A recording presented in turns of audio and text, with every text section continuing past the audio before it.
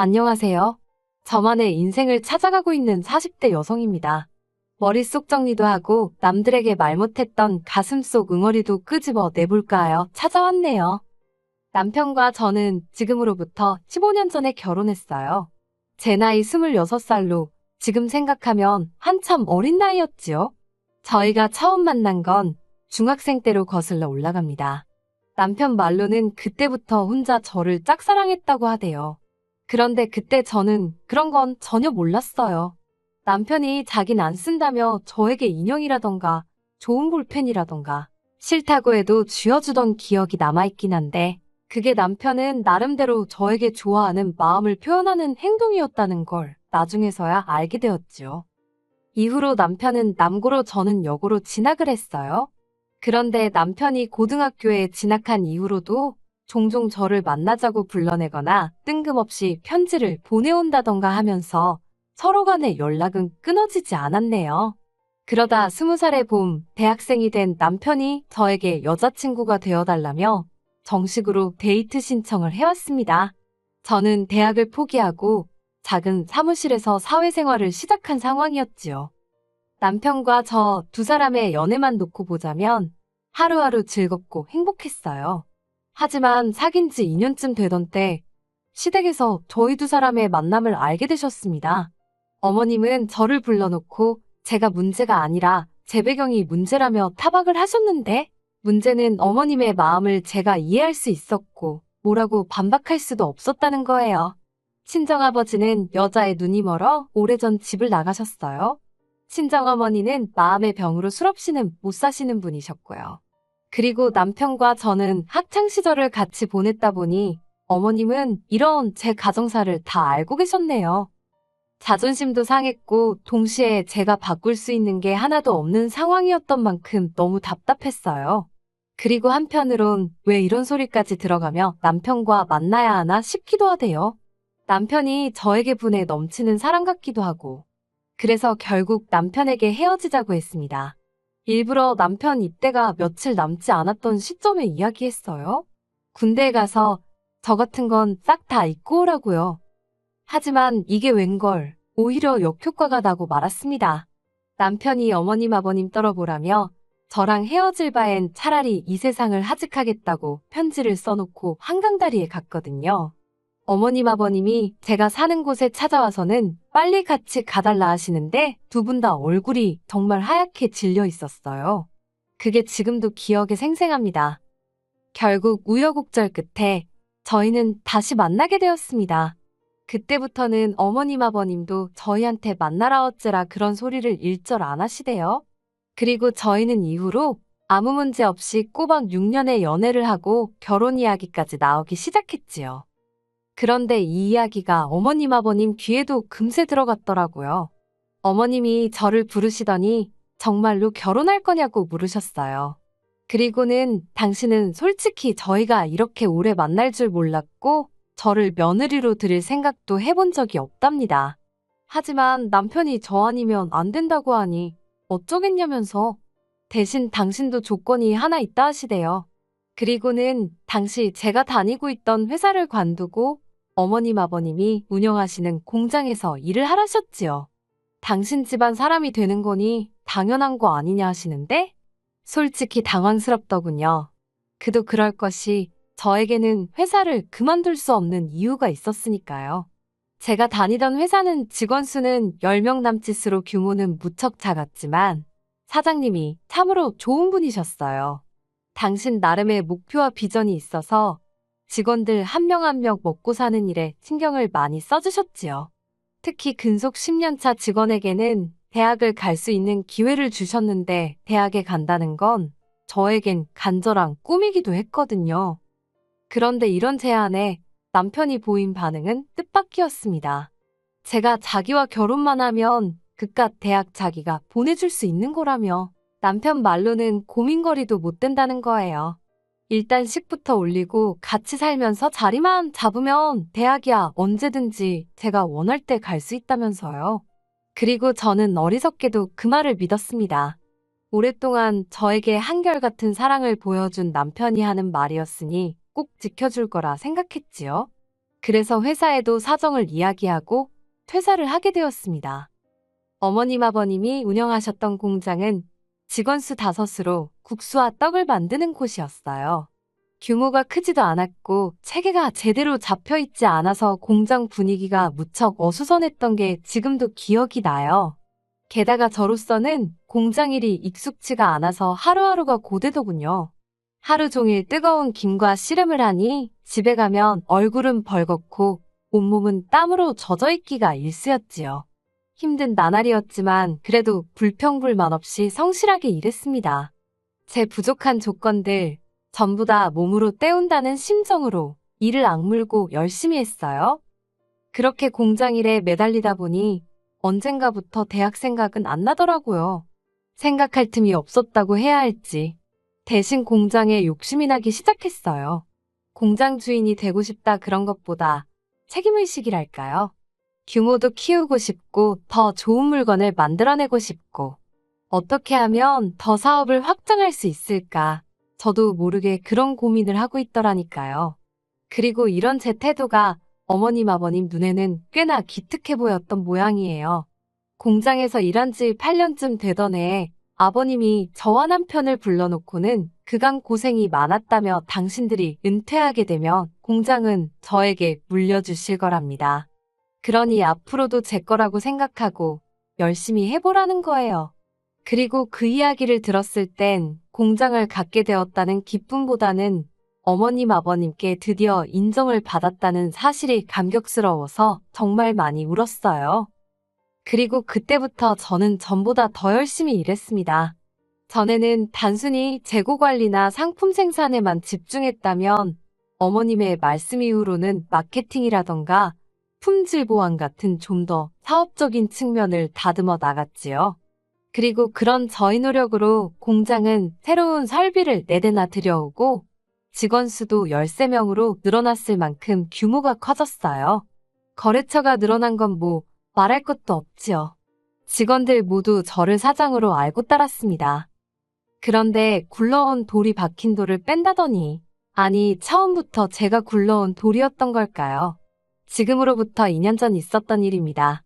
남편에게는 위로 4살 많은 신우가 있는데 신우가 한국에 돌아왔어요. 신우는 미국인 남편과 미국에서 살던 사람입니다. 2년에 한 번 정도 한국에 와서 며칠 있다 가는 게 전부라 사실 몇 번 대화를 나눠본 적도 없어요.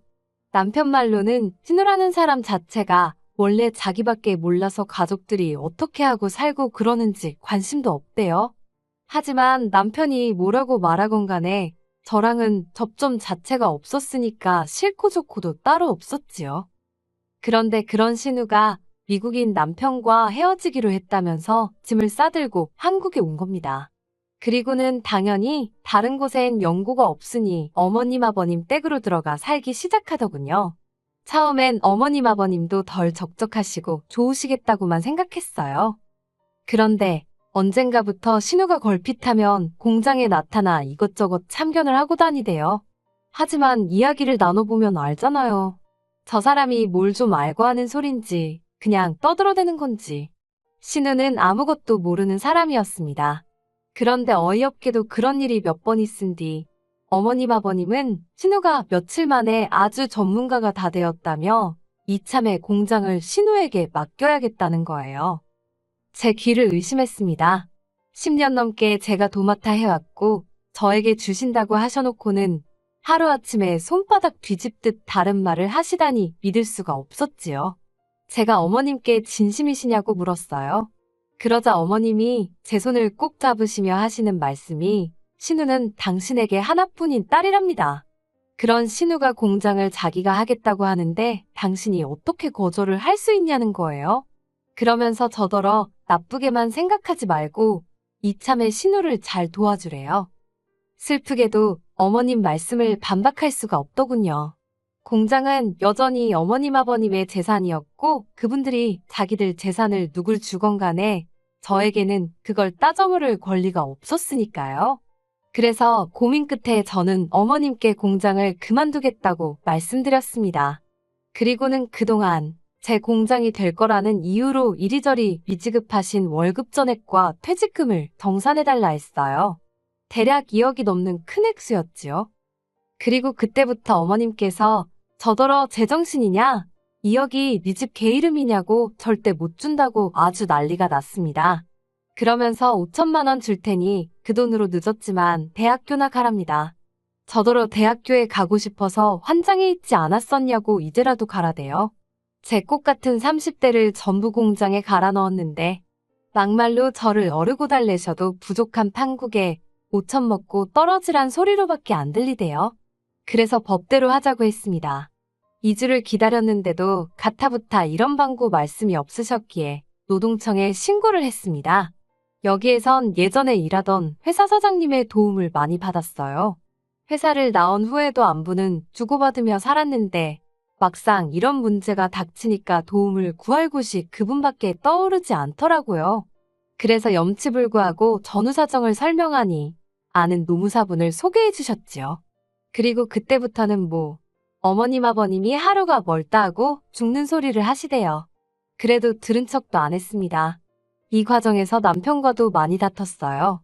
남편은 저를 이해하면서도 어머님 아버님 일이니 이러지도 저러지도 못하는 게 눈에 보였달까요. 하지만 결국 저는 2억 2,500이라는 돈을 받아냈습니다.